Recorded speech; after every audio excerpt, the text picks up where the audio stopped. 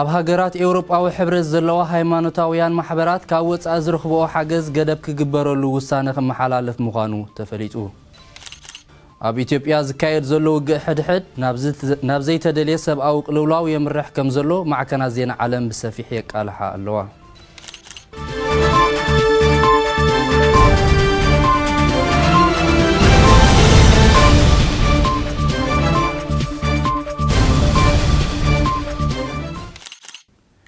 ሰላምን ጥዕናን ንዓኹም ይኹን ክቡራት ተኸታተልቲ መደባት አልኮምፒስ ትግርኛ ሎሚ ዓርቢ 13 ሕዳር 2020 ዝተዳለወ ዜናታት ናባኹም ከብሎኤ ምሳኹም ዘለኹ ኪዳነ ተስፋ ማርያም ሰናይ ምክትታል። ሕብረት ኤውሮጳ ኣብ ኩለን ኣባላት ሃገራት ዝርከባ ሃይማኖታውያን ትካላትን ማሕበራትን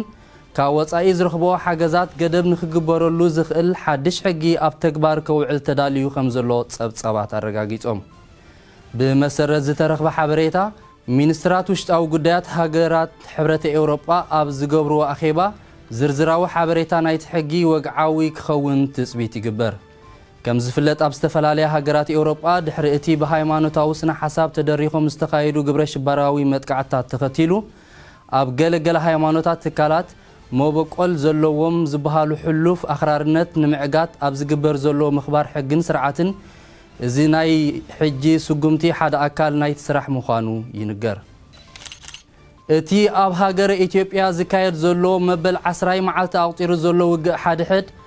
ከቢድ ሰብኣዊ ቅልውላውን ክሳራታትን ብምምዝጋብ ብዝኸፍአ መልክዑ ይቕጽል ከም ዘሎ መንግስቲ ማዕከናት ዜና ዓለም ብቐጻሊ ይገልጻ ከም ዘለዋ ተፈሊጡ። ብመሰረት መንግስቲ ሱዳን ዝሓበሮ ወተሃደራት መንግስቲ ኢትዮጵያ ዝርከብዎ ልዕሊ 8000 ዝበጽሑ ስደተኛታት ከም ዝተቐበለን እቲ ኩነታት ልዕሊ ትጽቢት እንዳኾነ ይመጽእ ብምህላው ኣብ ቀረባ መዓልታት ልዑል ዓቐን ዋሕዚ ስደተኛታት ከጋጥም ትጽቢት ስለ ዘሎ ሱዳን ማሕበረሰብ ዓለም ሰብኣዊ ሓገዛት ክገብር ምሕጽንታ ከም ዘቕረበት ኣፍሊጣ። ብወገን ማእከላይ መንግስቲ ኢትዮጵያ ይዕወት ከም ዘሎ ክሕብር እንከሎ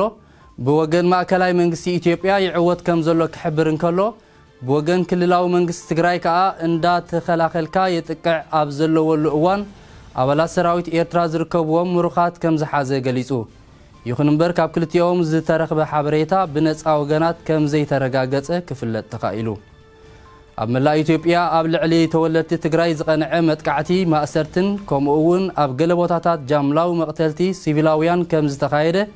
ኮሚሽን ሰብኣዊ መሰላት ኢትዮጵያን ኣምነስቲ ኢንተርናሽናል ኣብ ዘውፅዎ ዝርዝራዊ ሓበሬታ ኣፍሊጡ። ይኹን እምበር ንሙሉእ ጭቡጥነት ብሰንኪ ኣብቲ ሃገር ተፈጢሩ ዘሎ ሕፅረት ሓበሬታን ምዕፃው መራኸቢታትን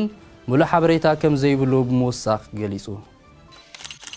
መንግስቲ ሽወደን ነቶም ካብ ገበናዊ ንጥፈታት ክናገፉ ዝፍትኑን ዝደልዩን ሰባት ንምሕጋዝ ተወሳኺ ፋይናንሳዊ ሓገዝ ክገብር ጻውዒት ቀሪብሉ። ብመሰረት እቲ ናይ ምንጋፍ ፕሮግራም ኣብ ዞባ ዝተከሎም እቲ ጠለብ እንዳዓበየ ብምምጽኡ ንዝመጽእ ዓመት ተወሳኺ ናይ 10 ሚልዮን ክራውን ባጀት ተመዲቡ ከም ዘሎ ፖለቲከኛታት ነጊሮም ኣለዉ። ብዙሓት ብፍላይ ከዓ ንገበናዊ ህይወት ገዲፎም ክወፁ ክደልዩ እንከለዉ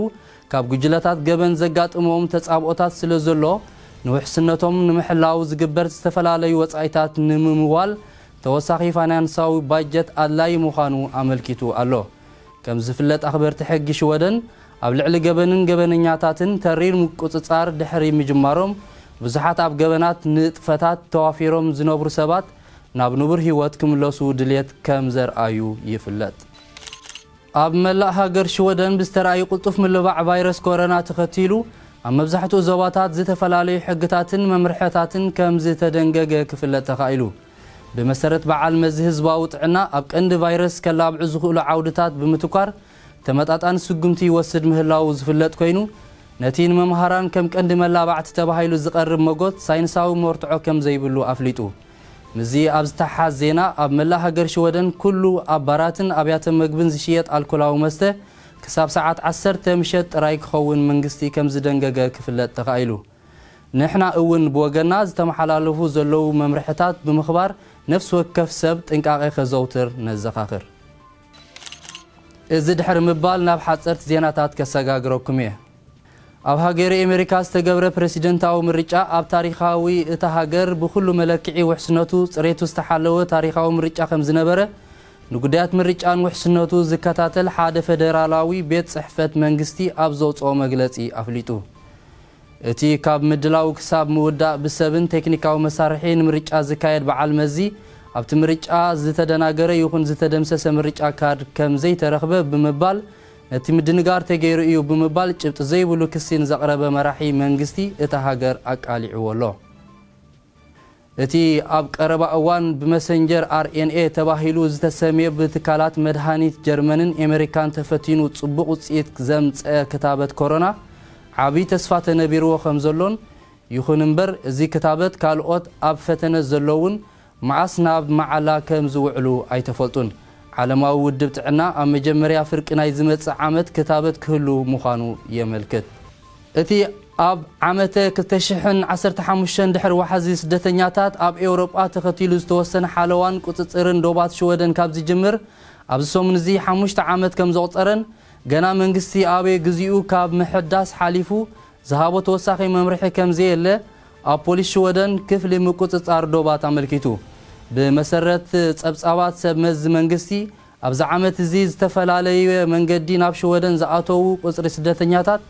ኣብ ውሽጢ 20 ዓመታት እቲ ዝወሓደ ከም ዝኾነ ይዛረቡ ብሰንኪ ኣብ መላእ ሃገራት ኤውሮጳ ዓለምን ዝረኣይ ዘሎ ምልባዕ ቫይረስ ኮሮና በዓል መዚ ህዝባዊ ጥዕና ሽወደን ዝውሃብ ዘሎ ምኽርን መምርሒታትን ኣብ ዝቕጽል ወርሒ በዓል ልደት ምኽንያት ብምግባር ዝግበሩ መገሻታት ገደብ ክግበረሎም ብምዝኽኻር ሰባት ኣቐዲሞም ክሓስብሉን መደባቶም ከመዓራርዩን ምእንቲ ምልክት ሂቡ ከም ዘሎ ሓቢሩ ኣቐድም ኣቢሉ ዘይተደልዩ መገሻታት ከይግበሩ መምርሒ ከም ዝወፀ ይዝከር ኣብ መወዳእታ መተሓሳሰቢ ኩልኹም ኣብ ዝተፈላለየ ንግድን መውሃብ ኣገልግሎት ዝተዋፈርኩም ትካላትኩምን ፍርያትኩምን ንምልላይ ይኹን ሓበሬታ ብመንገዲ ኣልኮምፒስ ትግርኛ ናብ ህዝቢ ክዝርግሓልኩም ይኹን መዋዓውዒ ሬክላም ክግበረልኩም እትደልዩ ትካላት ማሕበራትን ውልቀ ሰባትን ብመንገዲ መሰንጀር ወይ ኣብ ድሕረ ገጽና ብዘሎ ኣድራሻ ክትውከሱና ንዕድም ዝኸበርኩም ተኸታተልቲ መደብና ንሎም ዝበልናዮም ዜናታት እዞም ዝተኸታተልኩሞም እዮም ነይሮም ዝመጽእ ሶኒ ብተመሳሳሊ ዜና ክሳብ እንራኸብ ኣብ ድሕረ ገጻትና ፌስቡክና ንኽትከታተሉናን ብፍላይ ድማ ኣብ ዩቲዩብ ንዘሎ ቻነልና ሳብስክራይብ ብምግባር መደባትና ክትከታተሉ እንዳዘኻኸርኩ ሰናይ ቀዳመ ሰንበት ክኾነልኩም ይምነ ሰላም